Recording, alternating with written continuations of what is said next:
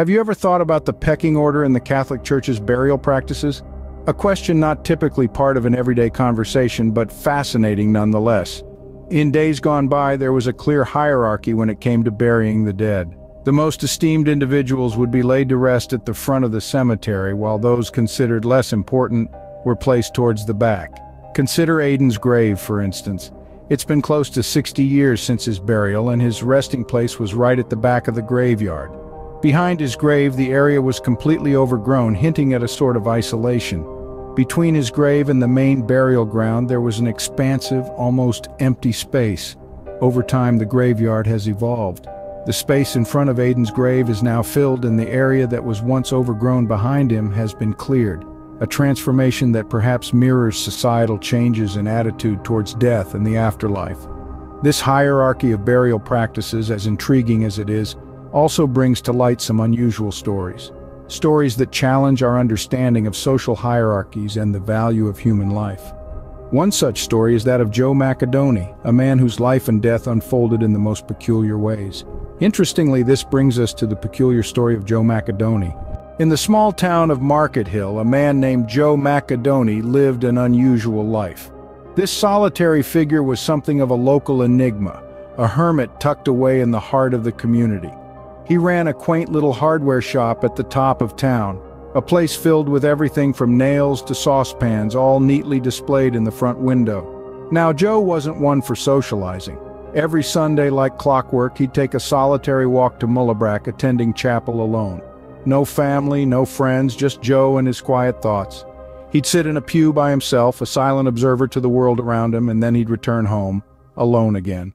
Rumors swirled around Joe like leaves in the wind. Whispers painted him as a man on the run, a fugitive from the mafia in Italy or America, yet no one knew for certain.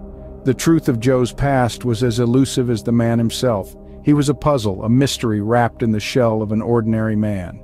And then, in the 60s, Joe passed away. With no relatives and seemingly little wealth, his body was laid to rest in the farthest corner of the graveyard, as far from the grandeur of the front as could be. Joe's life was shrouded in mystery, and so was his death, his.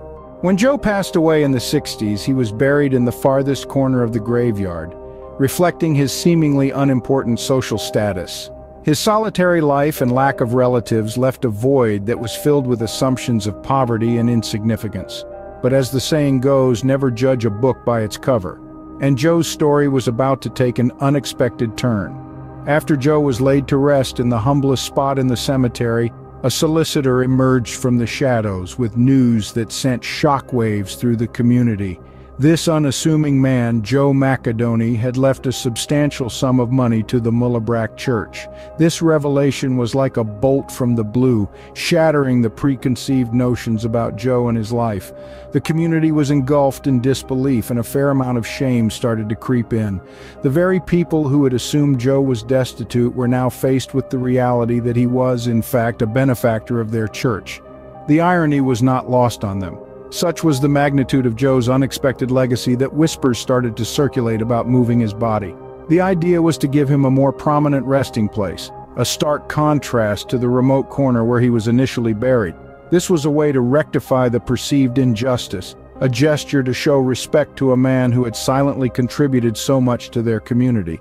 But did they go ahead with it? Did they move Joe closer to the front, to a place of honor amongst the important dearly departed? We don't have the answer to that.